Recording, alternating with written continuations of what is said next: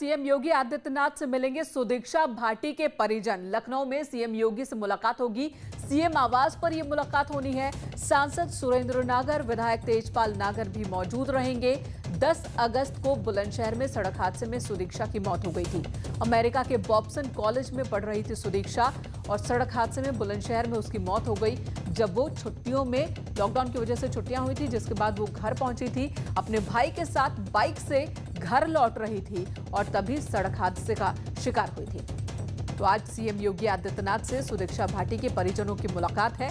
ये मुलाकात लखनऊ में होनी है। सीएम आवास पर ही मुलाकात होनी है। सुरेंद्र नागर जो कि सांसद हैं, विधायक तेजपाल नागर भी मौजूद रहेंगे इस मुलाकात के दौरान। अजीत सिंह हमारे सहयोगी इस वक्त हमारे साथ जुड़ चुके हैं। अजीत, ये मुलाकात कितने बजे होनी है और मुलाकात के दौरान क्या बात होनी है? क्योंकि सड़क हादसे में सुदीक्षा की मौत, फिर बहुत सारी बातें आई, परिजनों की भी कई बातें झूठ निकली, तो आज की मुलाकात में क्या बात होनी है?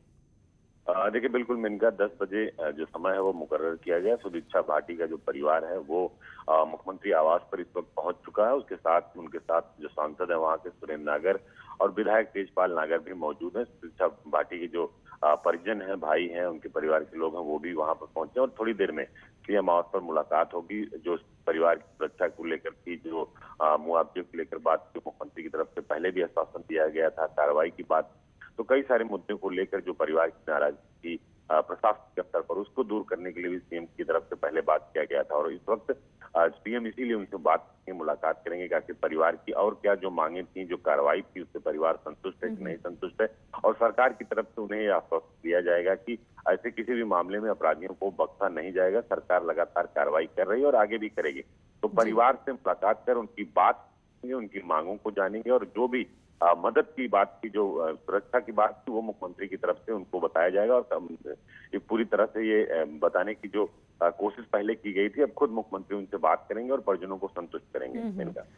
जी, धन्यवाद अजीत इस वक्त पूरी जानकारी देने के लिए। तो इस वक्त सुदीक्षा भाटी के परिजन सीएम आवास पहुंच चुके हैं, सांसद भी उनके साथ मौजूद हैं और थोड़ी देर में ये मुलाकात होने वाली है। 10 बजे का वक्त मुकर्रर है और इस दौरान इस केस को लेकर, एक्सीडेंट में बेटी की हत्या, इस पूरे मसले पर जो जांच अभी तक हुई है, तमाम मुद्दों पर बातचीत परिवार की ओर से की जाएगी।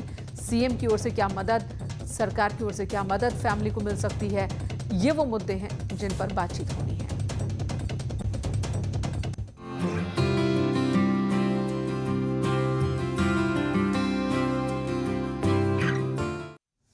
और अब एक अच्छी खबर, मेरठ की एक बिटिया ने अपने सपनों को पूरा करने के लिए परिवार से बगावत कर घर छोड़ दिया। जब 13 साल बाद घर लौटी तो साधारण बेटी से अफसर बिटिया बन चुकी थी।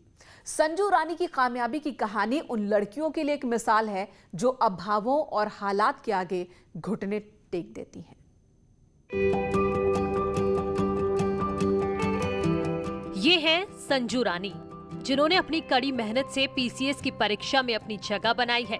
संजू रानी के संघर्षों की कहानी उन बेटियों के लिए प्रेरणादायक है जो पढ़ाई के जरिए अपने सपनों को पूरा करना चाहती हैं।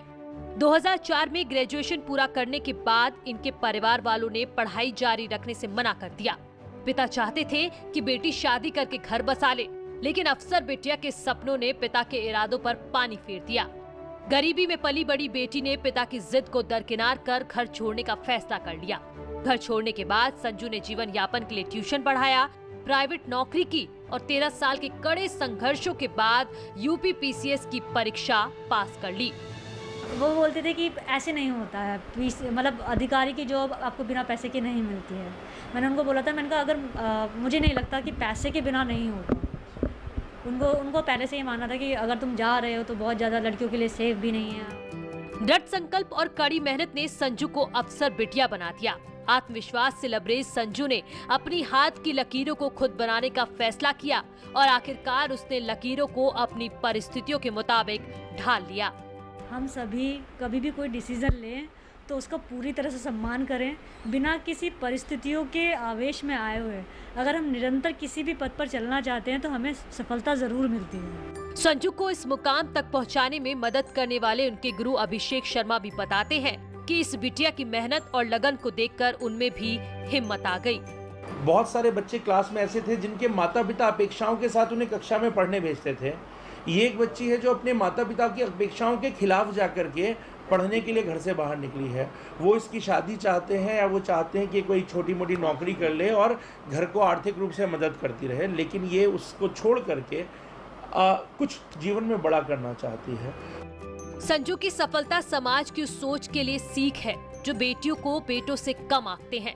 यही नहीं, मेरठ की इस अफसर बिटिया ने उन लोगों के मुंह पर तमाचा जड़ा है जो बेटियों को लेकर रूढ़िवादी सोच के शिकार हैं। जो भी बेटियां आगे की पढ़ाई या आगे की तैयारी ये सोचकर छोड़ देती हैं कि भाई पेरेंट्स नहीं कह रहे हैं तो अब क्या करें, कैसे आगे बढ़ें, कैसे पढ़ें, उनको संजू से प्रेरणा लेनी चाहिए, अपने लक्ष्य को अवश्य हासिल करना चाहिए। कैमरा पर्सन अभिषेक शर्मा के साथ उमेश श्रीवास्तव, न्यूज़ 18 मेरठ। बुलंदशहर में इंस्पेक्टर की बेटी डिप्टी एसपी बन गई हैं। प्रिया सिंह अपनी पीढ़ी की तीसरी पुलिस अधिकारी बनी हैं। देखिए ये रिपोर्ट। बुलंदशहर में इंस्पेक्टर की बेटी डिप्टी एसपी बन गई है। प्रिया सिंह को यूपीपीएससी 2018 में 32वीं रैंक मिली है। मानसरोवर कॉलोनी में रहने वाली प्रिया सिंह के पिता रामपाल सिंह मथुरा में पुलिस विभाग में ही इंस्पेक्टर के पद पर तैनात हैं। प्रिया सिंह ने बताया कि इंस्पेक्टर पिता से ही पुलिस में अफसर बनने की प्रेरणा मिली। मैंने अपने पिता से, अपने दादाजी से ही इनको काम करते हुए, निस्वार्थ भाव से लोगों के बीच रहते हुए, उनकी सेवा करते हुए, पुलिसिंग करते हुए देखा है। तो यही मेरे लिए मेरी प्रेरणा का स्रोत है। बचपन से ही प्रिया का लक्ष्य उत्तर प्रदेश पुलिस विभाग में अफसर बनने का था। साल 2017 में यूपीपीएससी की परीक्षा पास कर इनकम टैक्स विभाग में वाणिज्य कर अधिकारी के पद पर नौकरी पाई थी, लेकिन इनकम टैक्स में नौकरी ज्वाइन करने के बाद भी वो तैयारी करती रही और फिर से पीएससी की परीक्षा दी। नतीजे घोषित होने के बाद घर से रिश्तेदारों तक सब में खुशी की लहर दौड़ गई है। अपनी पीढ़ी की प्रिया सिंह तीसरी पुलिस अधिकारी बनी है। और कोरोना काल अगर संकट की घड़ी बनकर आया है तो कुछ लोगों के लिए ये अवसर का मौका भी है, या यूं कह सकते हैं कि कुछ लोगों ने इस वक्त को अवसर बना लिया। पुरुषों का पेशा कहे जाने वाले लोहारगिरी के पेशे में अब महिलाएं भी हाथ आजमा रही हैं।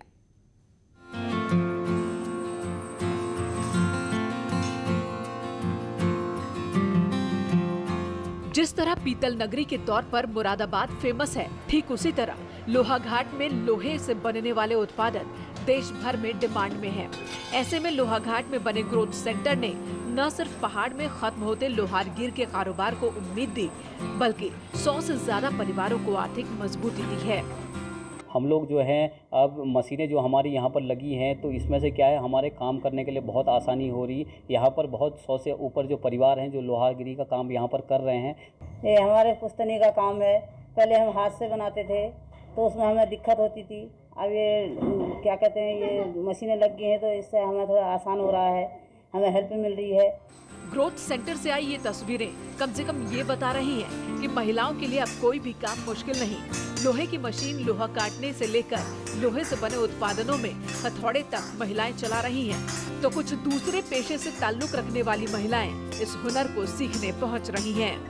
इस वजह से मैं यहाँ पर आई हूँ कि मुझे यहाँ थोड़ा सा ज्ञान मिलेगा, मैं सीखूंगी, इस काम से मेरा रोजगार बढ़ेगा, शायद भविष्य में हम कुछ कर सकते हैं। इसके साथ और इसी रिपोर्ट के साथ रुकेंगे एक ब्रेक के लिए। खबरों का सिलसिला न्यूज़ 18 पर जारी है, इसलिए आप बने रहें न्यूज़ 18 के साथ।